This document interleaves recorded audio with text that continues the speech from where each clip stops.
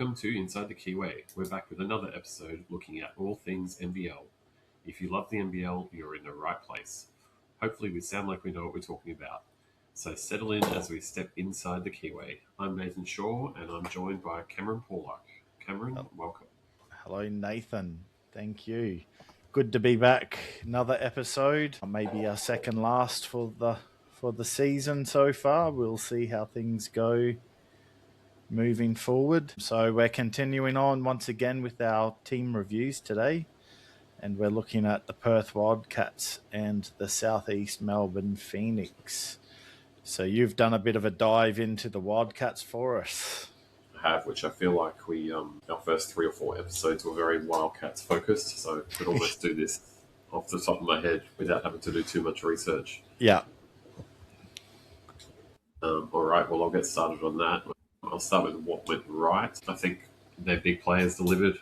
Doolittle, JLA and Windler, they were the big guns, and they certainly delivered. They sat in the top 4, around the top 4, and pushed for the top 2 most of the season. And they most certainly have those 3 to thank for that. I think Doolittle and JLA were probably one of the best 1-2 punches in the league. Yeah. And as for Perth, they were first and second in both points and rebounds for the year. Then Windler was an excellent third option. He averaged 13.2 points and nearly 7 rebounds a game as a third option. Just so, yeah, I think Perth said themselves that, or Doolittle, I think, said they've got the best front court in the league with those 3. And it's pretty hard to argue with in there. Very good scoring team that averaged nearly 91 points a game, which is up there with the very best teams in the league. And as I said, they sat around the top 2 to 4 to 5 for the whole season. They never looked like missing out, and at stages looked like they could push top 2 when things got close towards the end. And I think the emergence of Elijah Pepper later in the season was a big one as well. I remember he killed it in NBL 1 last summer. Came into the season wondering how he'd go and started quite slowly, but was a very important piece by the end of the year. Probably overtook Henschel by the end, I think. So that's what went right. As for what went wrong, defensively, they got blown out quite a few times points-wise. Things could fall apart pretty quickly there. They conceded 108 against Sydney, 111 against South East Melbourne, and 110 against Cairns. 3-point shooting wasn't great, 32% on the season, which is well below the better teams. And their bench really struggled to score. Whoever was coming off the bench out of Windler and Pepper, or even Duke Jr., would score, but that was about it. Outside of them, Wagstaff was probably your next most reliable. And Windler's late season injury was a blow. He struggled towards the end. He played the first Sydney playoff game that lost by a point and was really good, but unfortunately he ran out of legs and wasn't able to finish the season. Yep. Their best win I've got, and what went wrong, was also their first import that they had to cut, Mason Jones, just for being the wrong fit, and then probably bringing in someone that was still the wrong fit in Duke Jr., or just not quite using him the way they needed, which I'm sure we'll get into, but it was a past first point guard. They had all these guys who could score, and they just needed someone, which Jaron really was quite good at when he was fit, but he got injured as well. Just someone to get these guys involved. Maybe a Ricky Grace type. The best win I had January 10th in Melbourne, 107-97 over South East Melbourne. This is one we did a deep dive on before the playoffs, but Doolittle and Windler really dominated, kept Geordie Hunter quiet, and that was a big one. That was when South East Melbourne were rolling and both came onto their court and did a number on them there. Their worst loss, I've got a 108-79 home loss to Sydney on the 12th of December, and that was just a game where just nothing looked good for them at all. Windler top scored with 14. Duke Jr. had 13. JLA 9. And Pepper and Doolittle only had low single figures, so it was just a bad night there. Going forward for Perth, I think that it's obvious, as mentioned before, they need a pass first point guard. They've got Pepper, then they've got the big 3 forwards, so that us with a first point guard, I'm struggling to say that. That is going to sort out a lot of their problems. Aquera, Mayan, and Sunday Deck are all out of there or moving on. So they're going to have to find some bench depth. Not many of those guys were playing anyway. And the chat is that Henschel's off to college. I don't know if it's locked in yet, but that's what seems to be what everyone's talking about. Yeah. So they'll have a bit of money to play with there because they got him back this year away from college. Yeah, so, I mean, they could push up to be a top 2 team pretty easily with the right signings there, but they are going to have to find some bench depth that they don't have. I mean, all they've got at the moment is Wagstaff. Even Russo Nance. Was it Russo Nance moving on? No, he's staying. He's staying, okay. Yeah. The next star's moving on, so they don't have much at all. They're going to have to find a point guard and 3 or 4 bench players there. But they're happy to splash cash, so you back Perth in to make the right calls there. Yeah. Yeah, it sounds like Henschel has figured out his college issues, so I believe he may have had the wrong sort of agent last year, and they clearly didn't know what they were doing, so it sounds like he's on the right track this year and, may wind up following a couple of others across to the college system over there to earn the big nil money. Yes. Yeah, so that's my look at Perth. I think they can be back easily next season and really you'll get another year, but I think if it doesn't go well, the pressure might come on really soon. Yeah. He's getting them close, but not quite close enough. And there's concerns that might have hit a ceiling. Yeah. Yeah, I know I've seen comments from Perth fans that are complaining that, they're not in the grand final series, but he's taken them top 4 pretty much every time. Yeah. That he's been there, and you can't win a championship or be in the championship every season. I think they were very spoilt through what I will consider a fairly weak period of the NBL, where they were sitting top. They were one of maybe two or three teams that were willing to splash cash.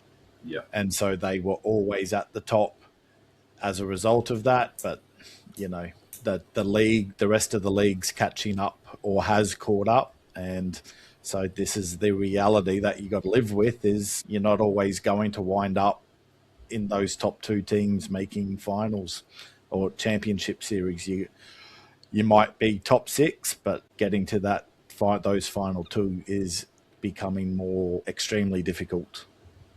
And in saying that, they can get back there. Yeah. Not much movement. They just have to find that point guard. Yeah. Doolittle's, you would think Doolittle's going to be up around MVP level next year. He was so good by the end of the season. As long as he and JLA are happy in each other's company.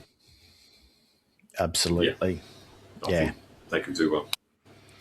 Yeah. I did see there were talks a few weeks ago of potentially JLA moving on, but I don't think they'll move him on. I think they've made the right decisions in what they've done with moving Detch and Mayan on. So and there was also talk of they were really interested in Tyson Walker from Melbourne. Yep. To play that point guard, so that's the sort of guy they're looking for. Yeah, I think that's a good fit for them. He's definitely that sort of pass first point guard. Yeah. And I mean, I'm sure we'll get to it later, but the talk of Paddy Mills going there or being willing to talk to them. I mean, I'd love to see him back. I don't know if that's the right spot. Yeah, that's he loves to shoot too. Yeah, that's in my news, so we'll discuss that when we get to there. All right, well, that was a pretty good look at the Wildcats. I've done a dive into the South East Melbourne Phoenix. So what went right for them? Well, they finished 3rd on the ladder with a 22-11 record and made the semi-finals where, they lost to Adelaide 2-1. But as I was just saying, that finishing top 4 is always a decent season for any team in this league, and it's their highest finish yet as a franchise. So that was certainly went right for them. Their offense when working was elite.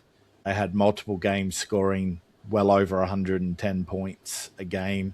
When they were clicking, they were arguably the best offensive team in the league. They averaged 100.7 points a game, so which is well up there. I think that might even be near the top of the league. Yeah, I think so. Yeah, their depth and role clarity was also exceptional. Everyone knew their job and for the most part did it extremely well. Defensively, they were one of the best when things were working as well. They were a scary proposition, I think, for pretty much any team. Their full court pressure was an absolute thing of beauty when it was flowing, and it challenged pretty much every team at least once during the season. I don't think any team relished coming up against them in their full court pressure. You know, they could just throw multiple guys at you, and they had excellent rotations. They kept their bodies fresh and just applied that pressure constantly. Sobey, he had another great season. Seems to have really grown and matured under King. He still occasionally takes those horrible shots and plays a little bit of hero ball when he really shouldn't. But it's far less than what he's been done in the past. And he's playing defense far more consistently and at a high level compared to previous seasons. And I do think a lot of that is the Josh King effect. John Brown III was absolutely elite defensively. Some might argue that he gets away with perhaps a lot more than others. He might be in that same Matthew Dellavedova category in terms of what they get away with defensively, but you can't argue that, you know, he does it, and he does it extremely well. Angus Glover, once again, coming off that bench, being pivotal. Best sixth man award for him this season. Bright spark coming off that bench pretty much every game, and was really able to provide a good scoring punch when they needed it. And, you know, what else went right? The coach himself, Josh King. I don't know too many people that don't like him as a coach. How can you know it? I know. He speaks well, seems to be able to get the best out of his players on a consistent basis. And they seem to respect him as well. You see it both ways. So I believe they have renegotiated or are renegotiating a contract to keep him around longer. Long term is the talk. Yeah, and why wouldn't you? You know, I'm not a Phoenix fan, but I give that guy a lot of respect, and really like to watch his coaching style. It's kind of the coach you hope your team has. Yeah. When I went to the games at Boondall this year, I watched him more than the game. Just watched his antics and mannerisms on the sideline. It's just so good. Yeah. Entertaining. Yeah. So that's what went right for them. What went wrong? Well, their reliance on the three ball became far too much. You know, when it was working, they were unstoppable, but when their efficiency dropped, it really exposed them for not really having a fallback option. It really started to show on the back end of the season, especially in the semi-finals. And, you know, when we have a look at their best and worst games, you'll see that difference in and that exposure. And so their offensive efficiency obviously dropped. And when that dropped, that also resulted in issues with their defense. And they just really struggled to contain teams when that all went awry. They relied far too much on Sobey's scoring. He averaged 22.5 points a game with 4.9 assists per game. You know, when the defense pressured him, they really seemed to struggle and didn't have sort of that next person to really step up and carry the team scoring wise. So far too much reliance on him. Their lack of an interior presence and rim protection as well was an issue. Geordie Hunter was great early on, especially from the 3-point line, but as usual, he struggled with fouls. And so then he struggled to stay on the court. And yes, John Brown III was great, but he was having to spend a little bit too much time at that center position trying to back up for Hunter. Seems to be a theme across the league. I think I spoke about this for, who did I review last week? Illawarra, not Illawarra. Melbourne United. Yeah. Yeah, once again. Edwards, yeah. Yeah, having those backups. There might have been, there's a couple other teams, I think Cairns especially also, is that having those backup centres is becoming very key. Everyone wants a Marcus Lee. Everyone wants a well, and it's kind of why I'm kind of happy with the Bullets having the incredible Holt as a backup centre. I think he's a definite plus for them alongside Tyrell. But yeah, so whenever Hunter was off, John Brown III wasn't as effective in that centre position.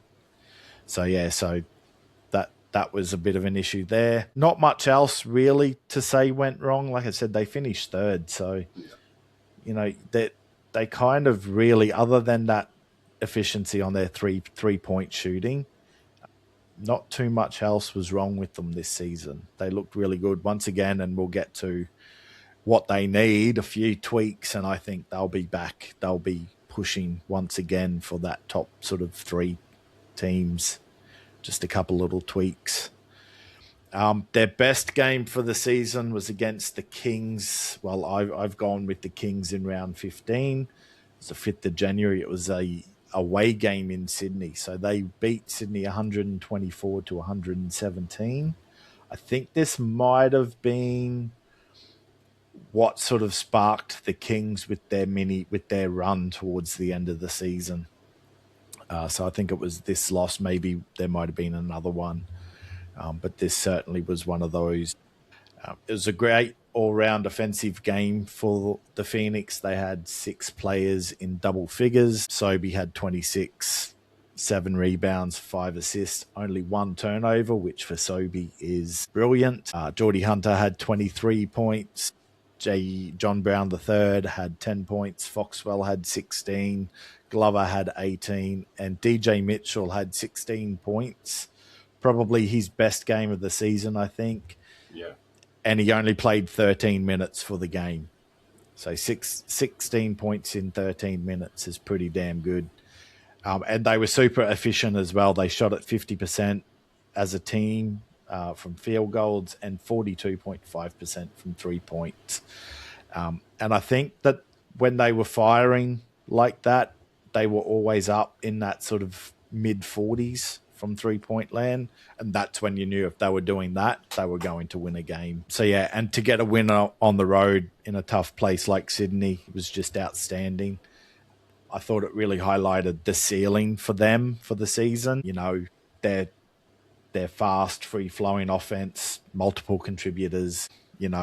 I think this game sort of at that time made everyone sit back and go, okay, these guys are genuine contenders for the championship. Unfortunately, then, it came along their worst game of the season, I think, which was also against Sydney 5 rounds later, so round 20. And this was at home, and they lost to Sydney 88 to 114.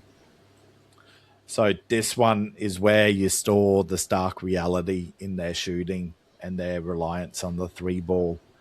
And, they didn't seem to really have a backup plan, as I've said before, if that wasn't dropping.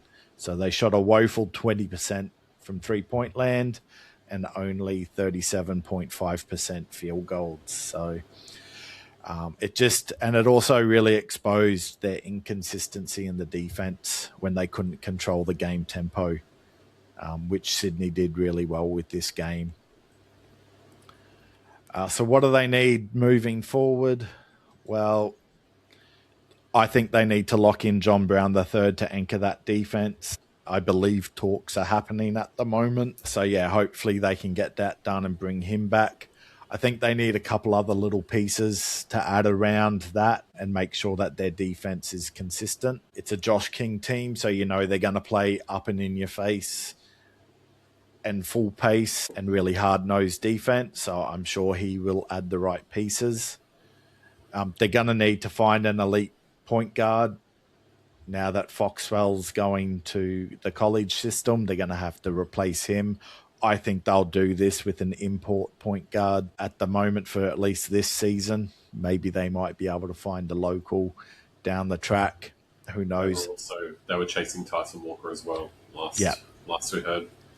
So that's kind of the point guard that I think they need to add alongside Sobey. He always works better when he's got a pass-first point guard.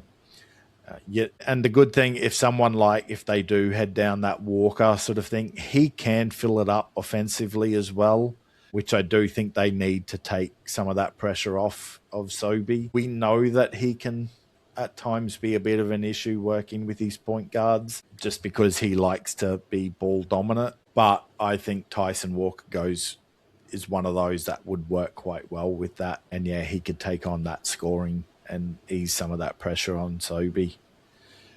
I think they also need to add some interior toughness. Like I said before, that was one of their weaknesses this season. So they just need a decent backup to go alongside Hunter, especially when he is off the court, because we know that can be an issue. He also needs to work on that. He's been around long enough. He should know how they call him and what he needs to be doing. Do you bring back Ian Clark and Owandu? Look, if they felt that they fit their system, go ahead. Clark, I'm not too sure, is one of those that will want to come back for a full season.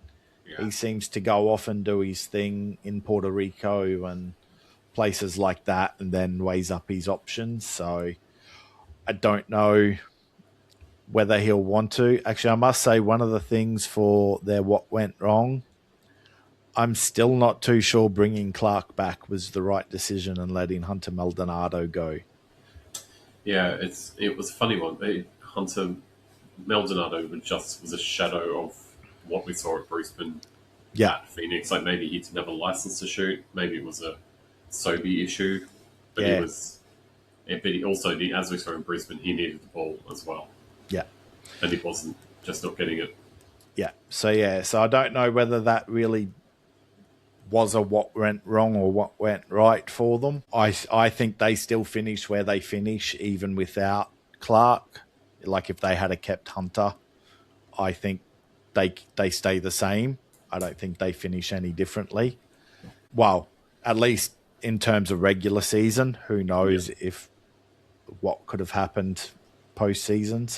So not too sure on that. I think they definitely need some other options for scoring when their 3-ball isn't dropping. That's going to come down to King's game plans and having those backup options. So definitely something that they need to work on moving forward. But otherwise, that's pretty much my breakdown for them this season. I don't think there's anything else in terms of bringing people back that they really need to. Like I said, John Brown III's the one for me that they need to get done, and then that elite point guard and a decent backup centre. And Dash Daniels is as good as done as well as a backup point. Yeah, so you've so having that as that, and he adds defense eliteness as well. Yeah, well, that's I guess the same as a lot of those teams are already at the top. They don't need to change much. Yeah, they don't. Yeah, they don't need much. Like, yes, they're losing a couple key pieces. I do think Foxwell is probably, although I don't think he offered enough offensively for the team. No, not in big games especially. Yeah. So that's where I think that import point guard will really work for them. And Lewis was the next star, right? So he's out? Yes, I believe he has declared. I'm not too sure if he has declared, but he's done his 2 years. So yes. He was a good piece, actually. That was. And Daniels would be coming in as the next star. That makes sense. Yeah.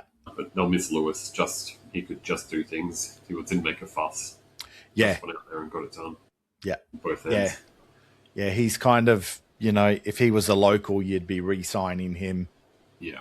As a full-time roster position, because he gave a little bit of everything. So so that's my look into the Phoenix. So we can move on to the news for the week. There was a fair bit with free agency opening up last Friday. So I was watching the marketplace live. Boy, that was 2 hours of my life I won't get back. Not too much happening, but what did we have? So we had Kelly LePepe signed a new 2-year deal with the Kings. Campbell Blogg is heading to the US college system. Sean Bruce has been linked to the 36ers. Boy, I don't like that. Carlin Davison is apparently linked to the Wildcats. That's a good one, actually, that I've forgotten about. So there's some of that bench depth that they need. But he'd be great. Yeah, I didn't think he'd want to leave New Zealand, but maybe New Zealand aren't willing to offer the money.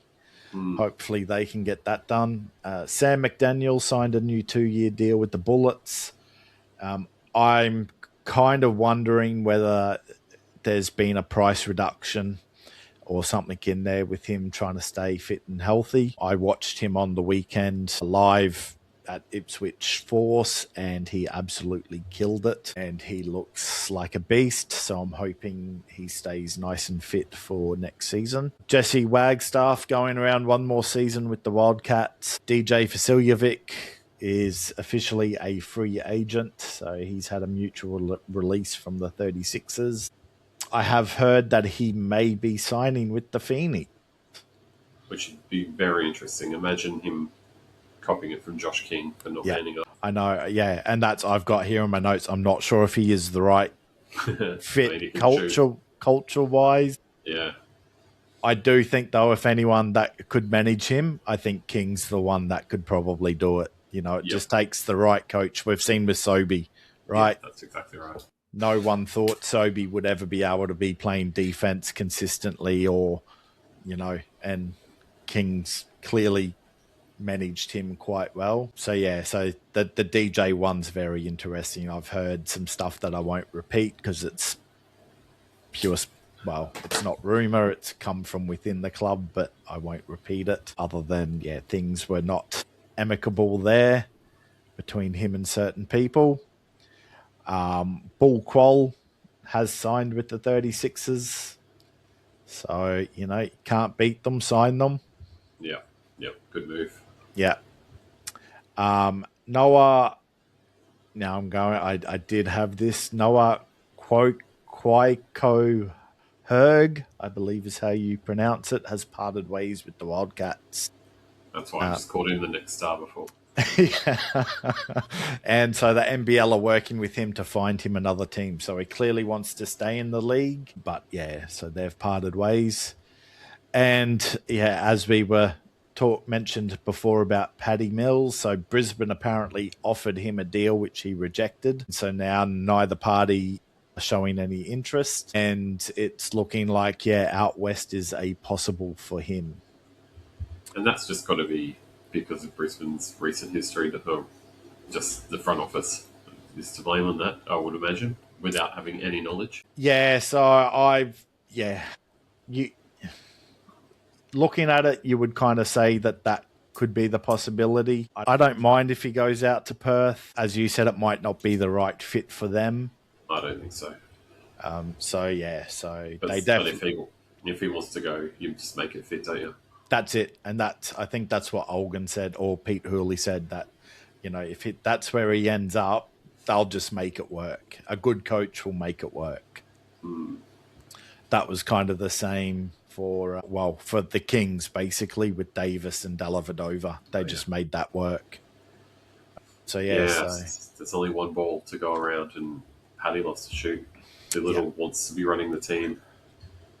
JLA gets unhappy when he's not getting the ball. Yeah, you got to find a way to share that ball around, and someone needs to be willing to give up points or looks. So yes, it's always a fun thing. The other bit, and it's not really news, it's just free agency has obviously been a bit quiet. Everyone's pretty much apparently waiting for Malawatch and Krebs. That they're the two that everyone's wanting to see where they end up. So it's pretty much once they've made their choice on where they want to go, all the other pieces will start moving and free agency should start to get busy. So, yeah, so I think the only other bit of news, and it was missed, we missed it last week, was that Wani Swakala-Bullock, I believe, re-signed with Illawarra. So they had taken up his option, but it wasn't just taking up the option, it was negotiating a whole new deal. So he's back there as well.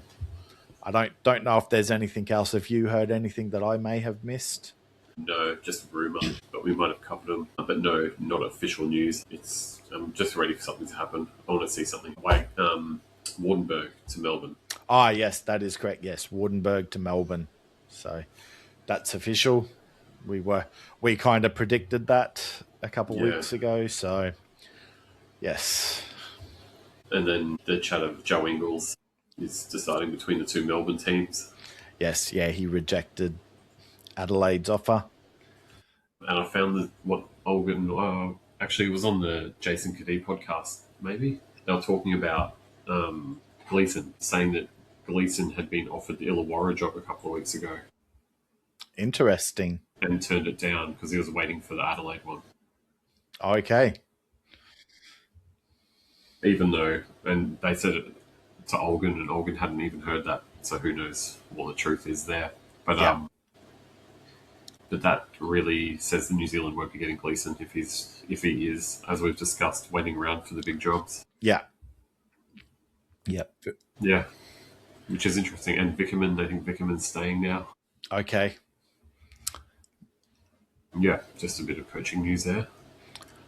All right. Well, Roth was about ready to hang up the boots, but then they showed him the vision for this season and the players they want to sign, and he is back on board. okay. Yeah, he was one of those that even at the start of last season, he was humming and hawing. And just a bit, yeah, I remember him saying, I don't watch. They were asking about a Perth game. Are you heading to Perth? What do you think about Perth? It's like, I don't watch NBL games. Yeah. Just very nonchalant. Yeah. He always gets a bit grumpy sort of halfway through the season. Starts seasons fairly reasonably happy, and then halfway through it's like he's regretting his choice. Yeah. As he sees Magnay's latest X-rays. Yeah. Yes. So yeah, it's going to be interesting to see where he ends up as well, whether he comes back, re-signs with Tassie, or if he ends up somewhere else.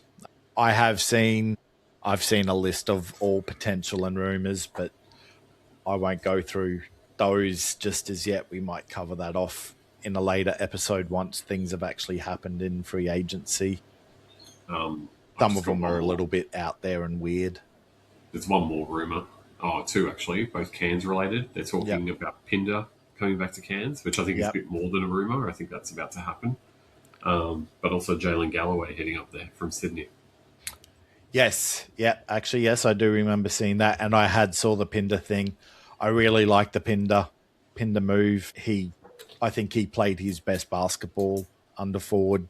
Yeah. So Ford's back. Well, I think that's a really good move for them. And yeah, if you can get both the Galloway brothers up there, well, go for it. If you've got McVeigh, Pinder, and Galloway, things are looking pretty good. Yeah, with the other Galloway, with Kyron coming off the bench as that backup 4 spot. Yep. Yeah, because I really liked watching the two Galloway brothers when they were down here at Ipswich Force in the NBL 1. So that was those two combined with Sobe and Dang Dang at that time were unstoppable.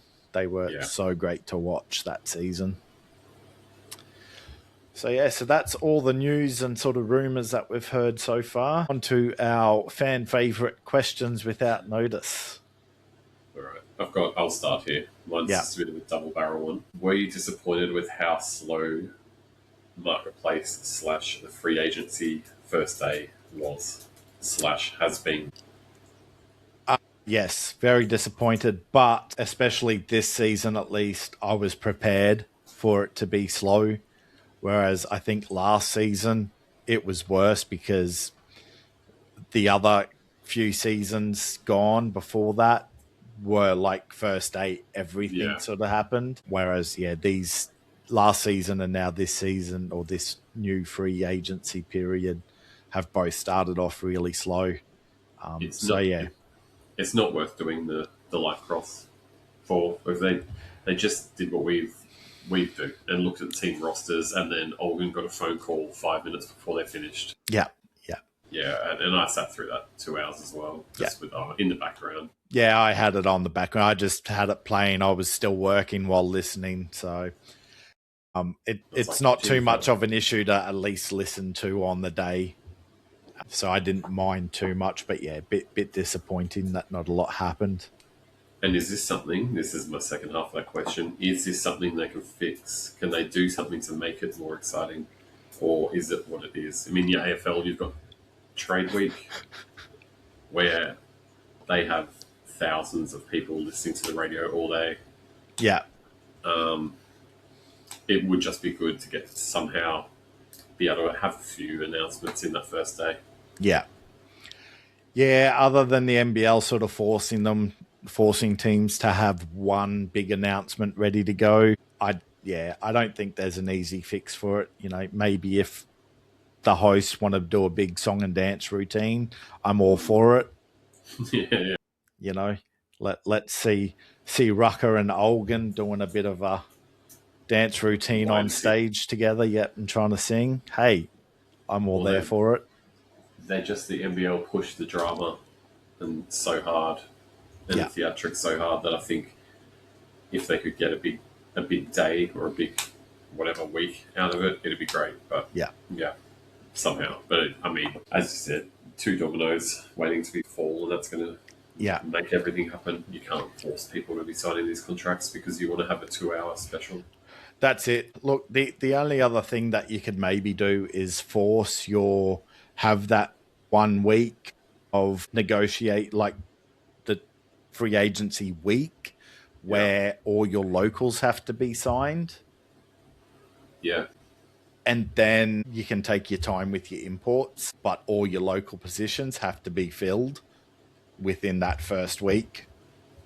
I don't know, maybe that's what they could do and have that. And then, let's take your time with your imports, because we know imports are a lot harder to sort of find and things like that. So, but the issue once again is, you know, teams then have to decide how many imports they want to have straight off the bat, and you know there's not always a chance to fill every position that you want with a local, so you might have to add your 3rd import. You know, some teams might go, oh, we're going to go 2 imports, and then can't fill all their locals. So I don't know.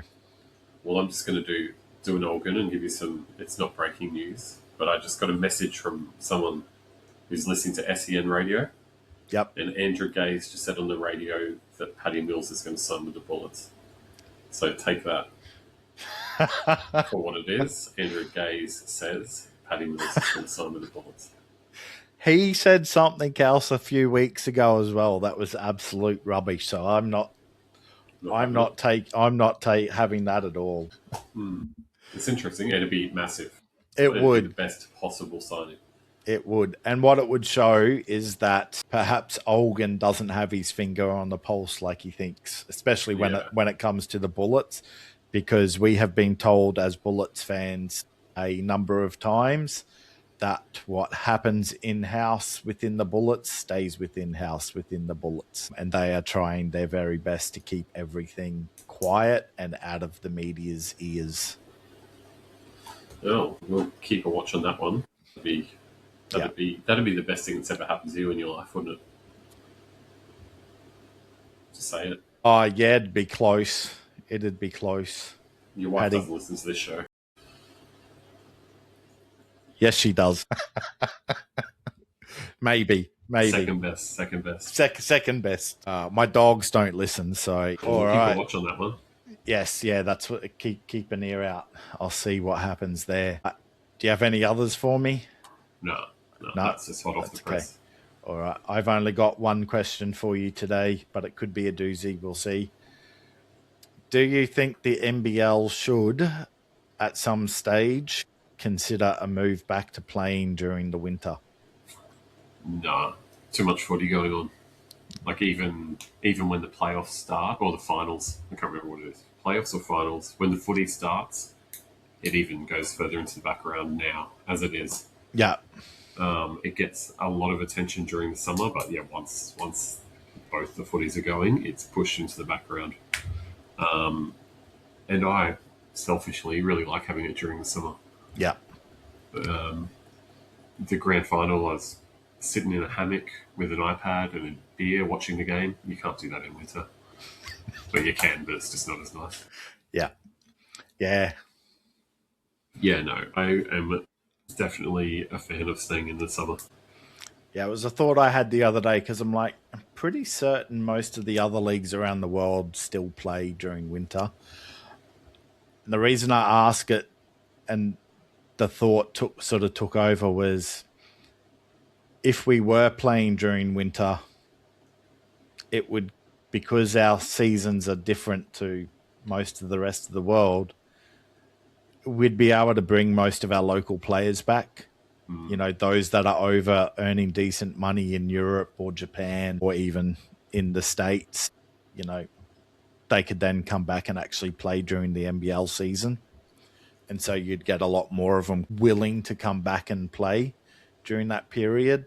And maybe there's a clause that, you know, if they make finals within their European team or whatever, that they're delayed in their start coming back to the NBL. But yeah, it was just a thought. But no, sorry, no.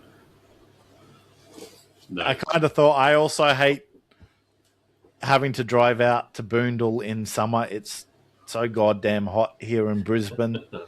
Yeah. And so, yeah, during some of those Saturday afternoon games, it's not fun out at Boondall. That's especially, not a Boondall thing. yeah, especially on the swamp. I'm going to let that one go. Look, I don't mind summer. I like summer. I'm all for it. I walk to the games in that summer heat. Thank you very much. And if I can do it, you can drive that, pal, in your air-conditioned car. Fair enough. Car parks. Fair enough. Yeah, and I get, because I go in with my mum, we get disability parking, so we're nice and close. I've been caught in quite a few afternoon thunderstorms walking over or back. It just adds to the experience. All right. Okay. So summer it is.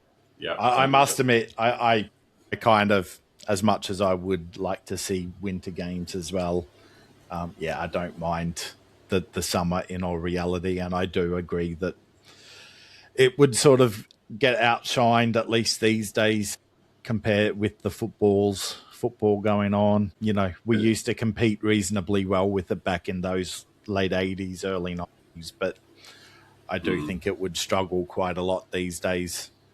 And you get your open air games in Melbourne and Perth in the summer. Yeah. Let's just stay with it. Stay where we are. Awesome. Well, that's the only question I had for you today. It was a good one. It was yes. All right, so that's it for our episode today of Inside the Keyway. As always, if you've enjoyed the episode or enjoy what we do, make sure you subscribe so that you never miss an episode, and always share it with someone else who you know loves the NBL as much as you and we do. You can find us on, as always, Spotify, YouTube, Apple Podcast, and we're on all the socials. And if you've got any questions or thought, please leave them in the comments for us. And until next time, keep watching the space, respect the shot clock, and we'll see you inside the Keyway. See you later.